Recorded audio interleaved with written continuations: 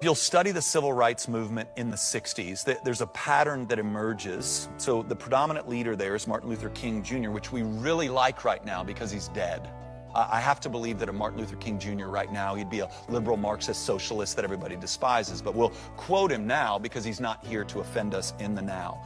This is what Jesus means when he says that you love the prophets that are no longer with us, but you don't like the prophets that are here today, but neither here nor there.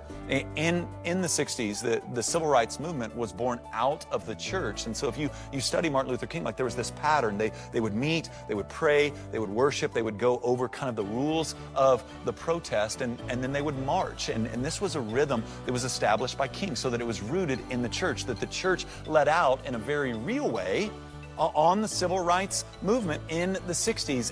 And now one of the things that has happened is the church by and large has refused to participate, which means that we have turned over, God help us, we have turned over what is our inheritance to dark ideologies.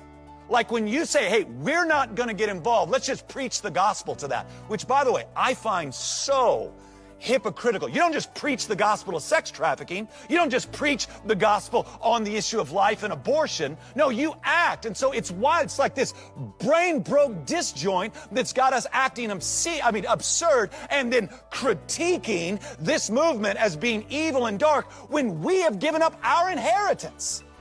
You cannot point out all the flaws in this current movement while you have abandoned the place that we were meant to play. You cannot point out all the, well, this means this, and this believes this, and that's this, and that's this, and ignore the sorrow and lament of 12 to 13 million image bearers in our country. You can't do that. We mourn with those who mourn. And yes, there are demonic and evil ideologies at play, but that's where the people of God are meant to run with light and the good news of the gospel of Jesus Christ, not to sit back and snipe via social media.